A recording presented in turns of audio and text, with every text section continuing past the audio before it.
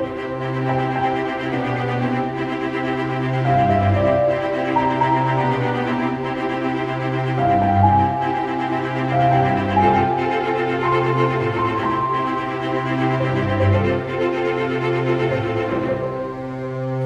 everyone, and welcome to another episode of Superboy the Legacy podcast. We are doing another commentary for you today, and this is an episode that we mentioned in a recent episode we did, the viewer mail section, I believe.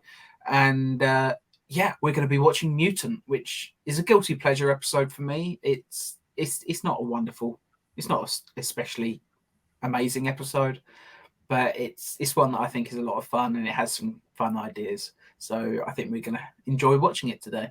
Absolutely.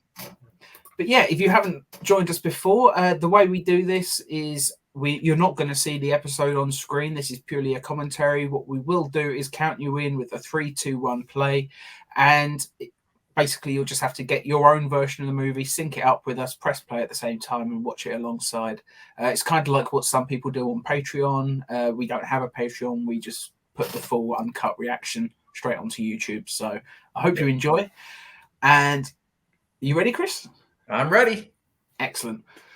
And let's get ready in 3, 2, 1, play.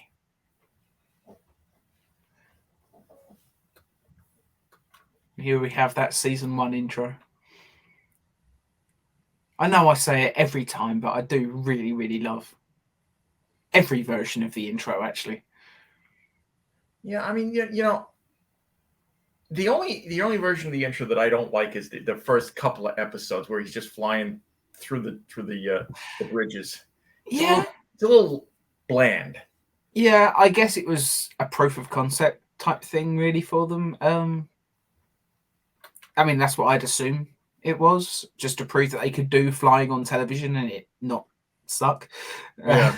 And they did a good job, but it's, I think the fact that they kept just that little snippet of it for the end of that title sequence was definitely the best choice.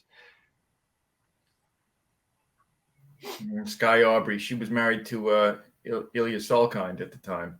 Indeed. And in the recent podcast, we mentioned this episode purely because a woman called Tiger Eye was listed as one of the worst episodes by some of the fans. Yep. And she's in that one too. I gotta say, the acting on that she does in this episode is so much better than what she did in The Woman Called Tiger Eye. I agree.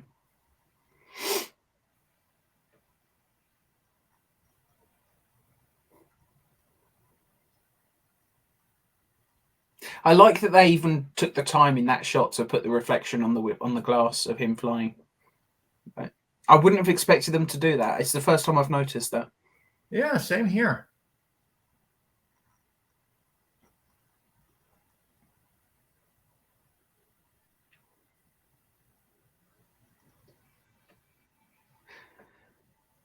I really love the John Newton suit. I don't know if they changed anything apart from the S when Gerard took over, but I don't know, it seemed to fit him quite well. Yeah. Makes him look like, strong like Christopher Reeve did. It really works. But, it's a difficult thing with those suits. I mean, spandex doesn't exactly, it's not form-fitting, is it? No, not really. Not to muscle, anyway. The actor who's playing Professor, what is it, Lippincott? I think his name is. I didn't catch his name. He actually makes I think 3, maybe 4 appearances in the show. He appears in the Bird Woman of the Swamps episode as the office manager at the construction site. He's playing the professor here. He's also in part 2 of your favorite two-parter. What, Road's Not Taken? Yeah. He's one of the Sovereign's men. Yes, he is. Yeah, He's the one who gets killed while the guy with the beard flinches. Yeah. Yeah. I was And trying to then work out where I recognised him from, but for some reason it didn't occur to me that I recognised him from Superboy, just a different episode. he's also in Out of Luck, playing Mr. Corrigan. Wow. Superboy love to reuse actors. It's just one of those things, isn't it? Yeah. I enjoy it.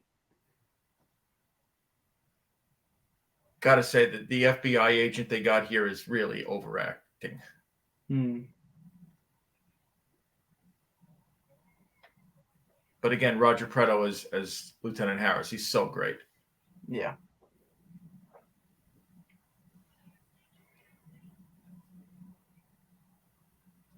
It's a shame Harris, didn't stick around later on.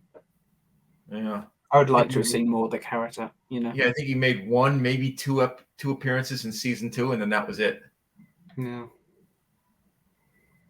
But it's like Professor Peterson as well, few appearances in season 2, and then after that, at least he got a mention every now and then.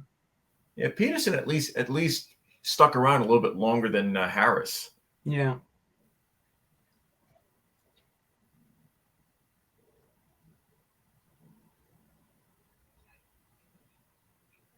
See, that line there is why I like this episode. I just think that's a really interesting idea.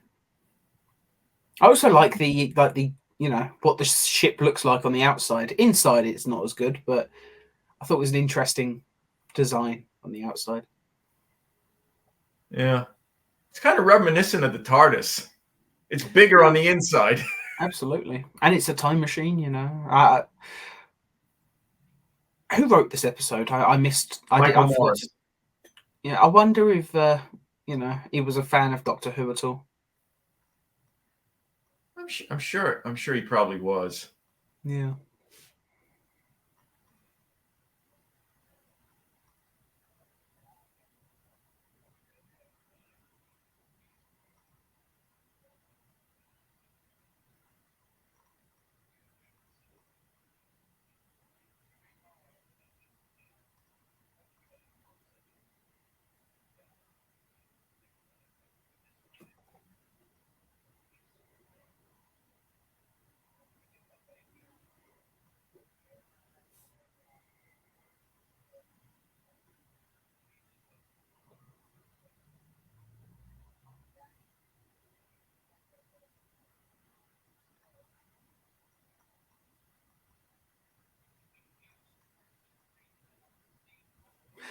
Stuff like this I like on the episode. I like that this professor guy is, I like that he doesn't just, agree to help them just so he can save himself. Like he's just like, I'm not going to be a participant in nuclear war, and it's. Yeah. I like that they're asking sort of ethical questions in the episode, and yeah, I think this episode is really underrated.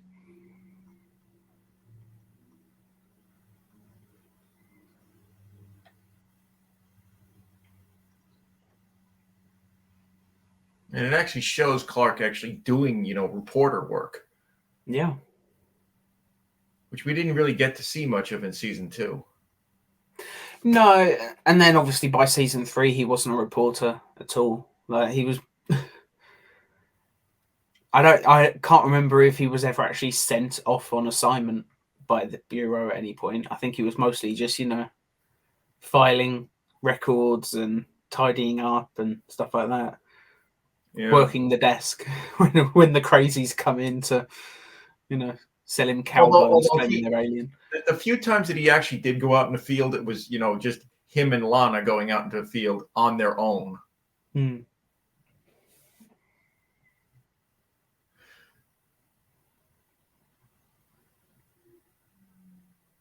Stacy looks so good here. Yeah. But then, she always does.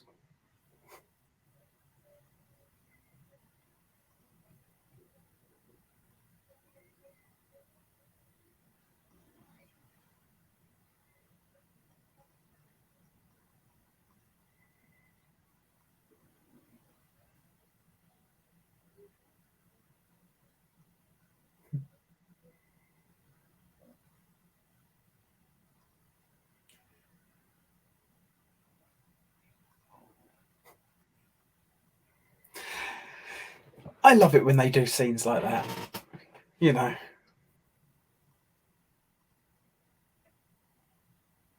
It's always fun when you have an episode where he needs to change into Superboy at some point, but for whatever reason, he's unable to. It's always fun. Scenes like that are so much better than the scene when he was changing on the skateboard. I mean, that was just a lame scene. Yeah, it made a cool shot for the title sequence, though. Yeah.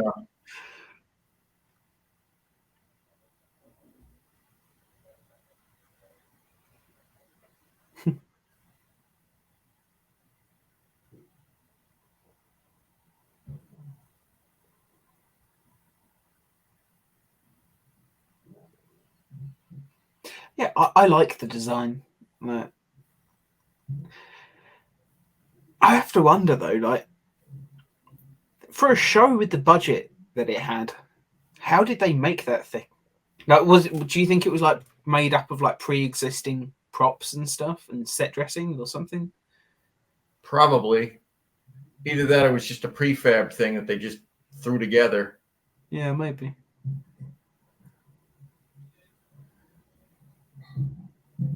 I just think it's crazy that it was clearly quite big, and it's yeah. If I was trying to save money, I would have made it smaller, like the TARDIS from Doctor Who. Yeah. The only problem with this scene that I can't stand is, when he hears TJ in trouble, he doesn't just do the look around real quick before he opens his shirt. Mm.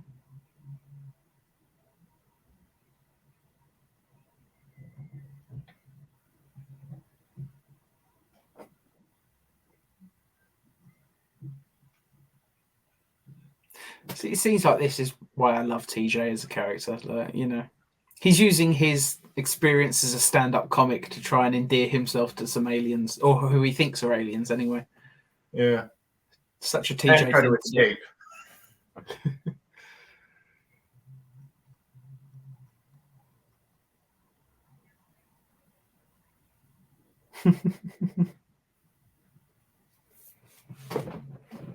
Well, you got to laugh.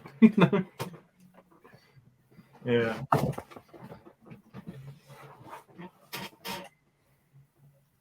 Makeup on these aliens is kind of could have been better, but it's you can kind of tell that they're wearing bald caps. Yeah, you can see where the seam is, especially on that one is nearest the camera at the moment. Yeah.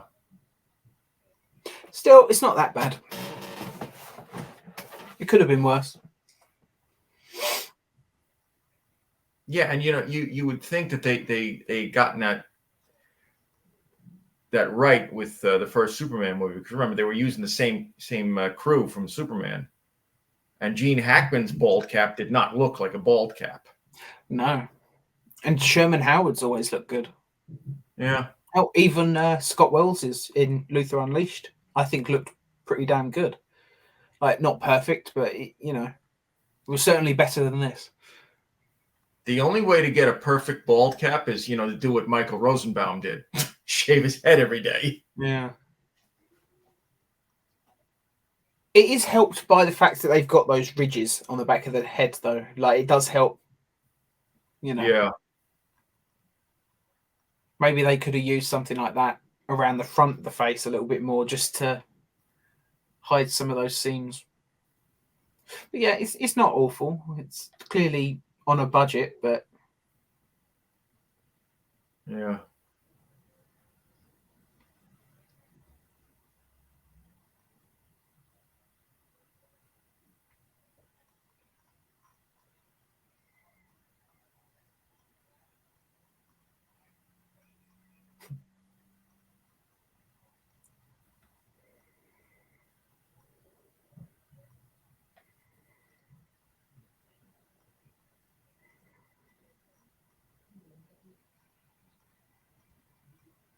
It's a little odd that she's wearing that green jumpsuit and they're wearing those uniforms.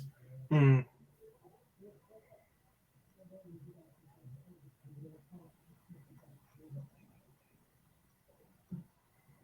I wonder if it's because clearly they look down on her somewhat for being a mutant. Maybe the mutants have to wear a different uniform. Could be, or maybe she's just wearing more 20th century garb because she blends in the most. Yeah. Could even be as simple as maybe the original uniform they got for her didn't fit or something, so they had to throw something on her at the last minute. Yeah. Here's a when this episode is kind of a throwback to our episode where we talk about threads that never got followed up on again. Yeah. I would like to have seen them come back at some point. Yeah. Because of course the future that they're talking about here is kind of negated by the future that we see in Superboy Rest in Peace.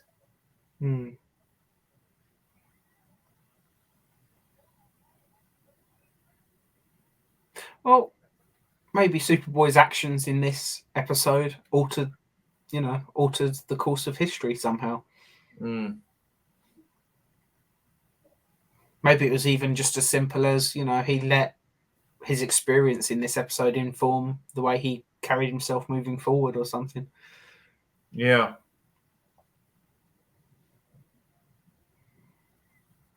Man, I love the colours of John's suit. I wish they go back to a suit looking that bright and colourful again.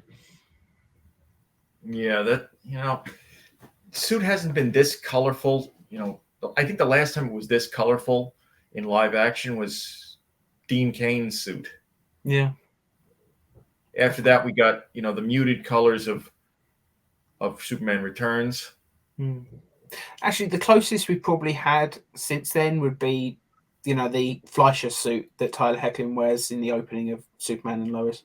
Yeah. It's bright and colourful, And it had the trunks. Yeah.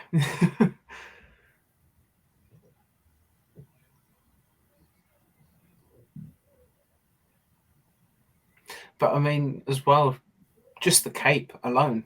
The last time we saw the yellow S on the cape was Dean Cain, which is really sad. I wish they'd bring it back. I know I say it a lot, but I really wish they would. Well, maybe we could send a message to Henry Cavill, and he can send a message to James Gunn. Probably be easier to actually send a message to James Gunn. Yeah. Just straight to him. He's pretty active on Twitter, so I may just tweet him later and say, James Gunn, if you do Superman, can you put the yellow S back on the cape because I miss it? And just see what he says. He'll probably never respond to that, but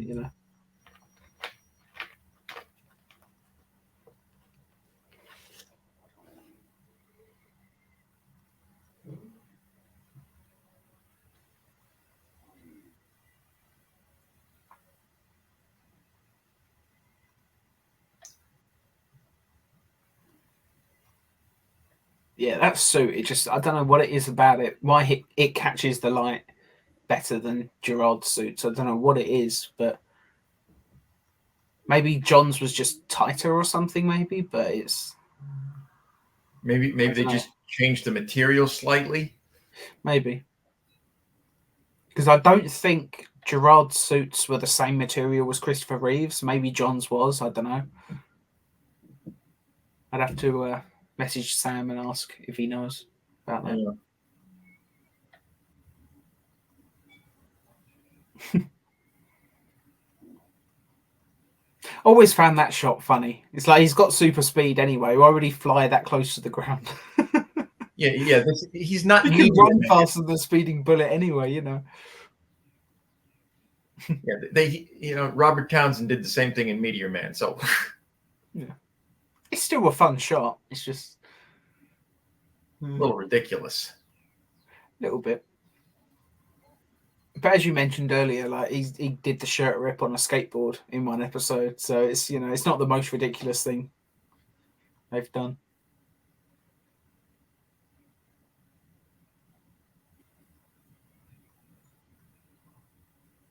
tell you another episode we should do a commentary on soon is The Beast and the Beauty. Oh, that's such a great episode.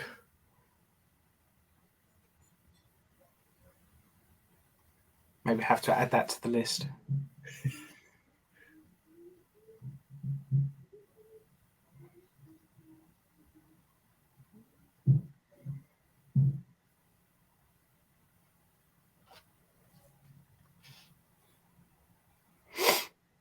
She was such a beautiful lady.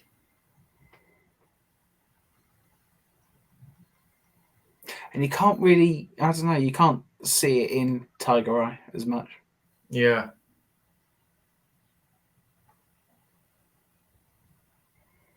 She's a good actor as well, you know. It's funny that she's not as good in Tiger Eye because clearly she had some talent. Okay, now she's wearing the uniform. I don't get it. Maybe it was like you said. Maybe it is just so she can blend in. She's the one that they send out in public, so maybe. Yeah. I do quite like the uniform design though. Yeah.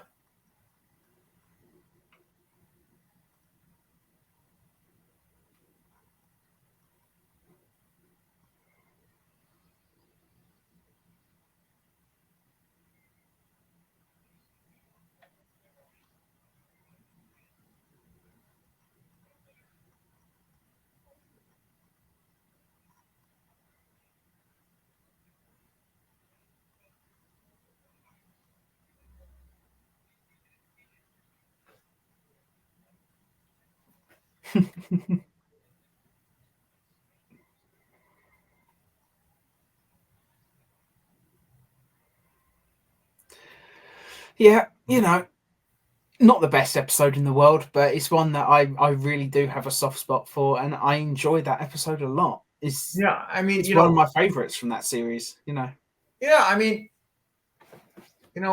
all things considered, this is probably one of the better of season 1.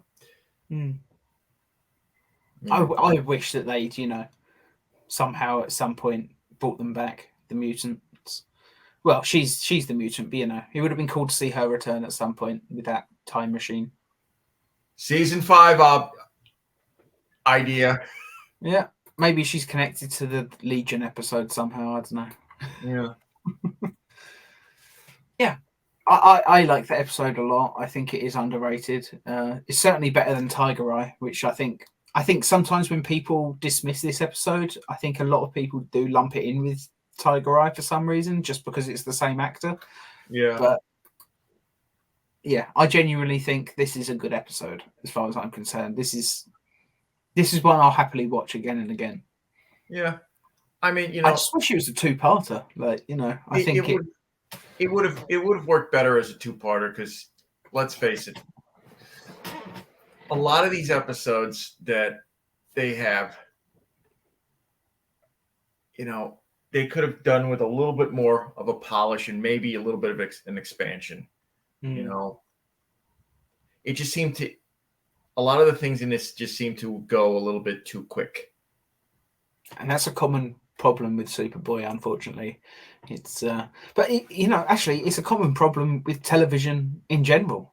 Like there's a lot of I know certainly among like Doctor Who fandom, a big complaint with a bunch of episodes is it just gets resolved too quickly at the end because they ran out of time and they just had to wrap everything up really, really fast.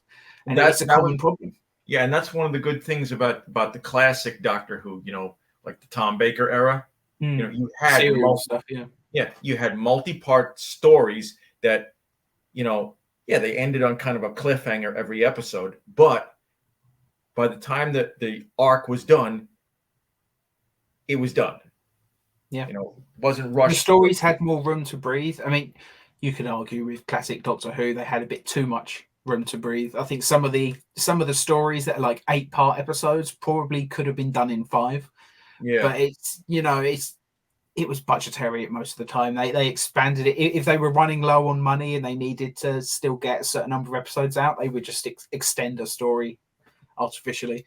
Yeah. And you mentioned the cliffhangers at the end of Doctor Who episodes. That over time they became more and more ridiculous and contrived, but it got people to tune in the following week, or at least until the 80s when it became less and less popular and eventually got cancelled. Yeah. I wouldn't change a thing, because then it couldn't have come back, and look at how good Doctor Who was for a long time. I mean, maybe not under Chris Chibnall, but yeah. Apart from Chris Chibnall, I mean, say what you want about the Stephen Moffat era, but I enjoy how ludicrous some of the time travel got in it. I like my time travel stories have a bit more complexity at times. It's not perfect, but yeah. I mean, the problem I think with the Moffat era is a lot, especially when it first began, is especially with David Tennant, he would constantly have to hit the TARDIS, and then he'd say, "Well, this isn't where I wanted to be." David Tennant, or do you mean Matt Smith? Because Moffat took over with Matt Smith. It was Russell T Davies before. Russell T Davies, okay. Yeah. I mean, he's back. Russell T Davies is, he's showrunner again, so that's exciting. But, like any era, like you say, there's little bits here and there that you would change if you could. And let's face it, we look at Russell T Davies's era as kind of the golden age for the show, but there's still a bunch of stinker episodes in there. Yeah. Quite a few. Like, Although I'm sure as soon as I said there's some stinker episodes, there's people that are immediately, it's like, oh, Fear Her, or Love and Monsters, or 42, or and then there's those episodes that are absolutely great, like when they brought Sarah Jane back. Yeah, I mean, I've got funny feelings on that episode, because it's, I don't think it's that great an episode, but the Sarah Jane stuff makes it great, if that makes sense. Like, the Sarah Jane stuff elevates the rest of the episode, which is very bog standard, basic Doctor Who. It's yeah, but the fact that Sarah Jane is there makes it special. And really getting off topic, so let's wrap this up anyway. This is a Superboy commentary, not Doctor Who. Although maybe at some point we'll have to do a Doctor Who episode commentary or something. That might be fun. Yep. But thank you all so much for watching. I do hope you've enjoyed this episode, and be sure to tune in again next time, where we'll be doing another commentary, this time on season 3, episode 23, Wish for Armageddon. So be sure to look out for that next. Be sure to like, share, subscribe, ring that bell icon, all that stuff, and we'll see you next time. See you guys. Take care. Bye-bye.